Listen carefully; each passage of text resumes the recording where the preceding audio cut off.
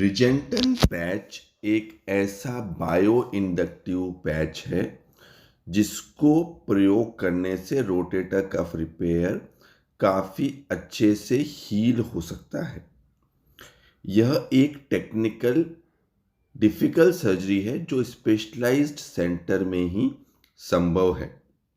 यहाँ पे हम देख रहे हैं कि यह एक रिजेंटन एंकर का डिप्लॉयर गन है जिसकी मदद से हम इस पैच को कंधे के अंदर रोटेटर कफ के ऊपर फिक्स कर देते हैं।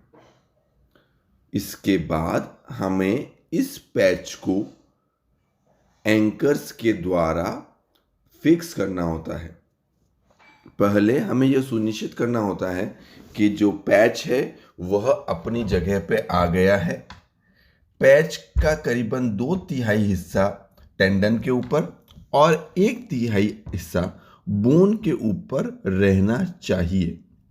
यहाँ हम देख रहे हैं कि हम टेंडन एंकर्स की मदद से पैच को टेंडन के ऊपर फिक्स कर रहे हैं। यह टेंडन एंकर्स एक बहुत ही स्पेशलाइज्ड एंकर होते हैं जो कि पैच को टेंडन से जोड़ देते हैं। एक बार जब यह टेंडन एंकर्स फिक्स हो जाते हैं उसके बाद हम डिवाइस को पैच से अलग धीरे धीरे कर सकते हैं। जैसे ही डिवाइस पैच से अलग हो जाता है उसके बाद हम उसको हल्का हल्का खींच के बाहर ले जाते हैं। एक बार जब डिवाइस पैच के बाहर आ गया है तो उसके बाद पीक बोन एंकर्स लगा के हम पैच को हड्डी के ऊपर चिपका सकते हैं।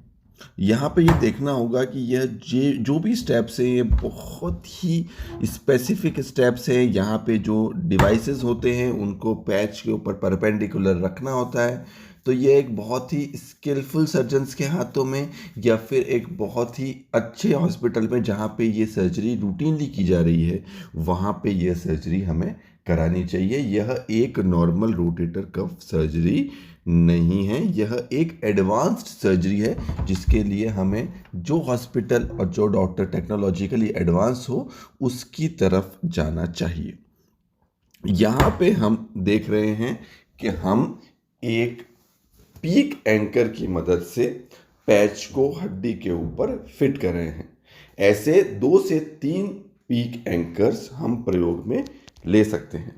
पीक एंकर्स को यूज़ करने के लिए एक गन होती है जिस गन को हम डिप्लॉय करके हड्डी में छेद बना देते हैं और उसके बाद पीक एंकर्स को हड्डी में फिक्स कर दिया था। यहाँ आप देखेंगे कि कुछ बार्ब वाले पीक एंकर्स आपको दिखेंगे जो कि अंदर जाके बोन में फिट हो जा रहे हैं।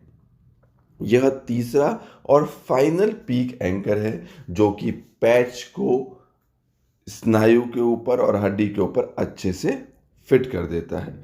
यह पूरा का पूरा सिस्टम सेल्फ सफिशिएंट सिस्टम होता है और इसमें पैच को फिक्स करने वाले इंस्ट्रूमेंट सारे साथ में आते हैं।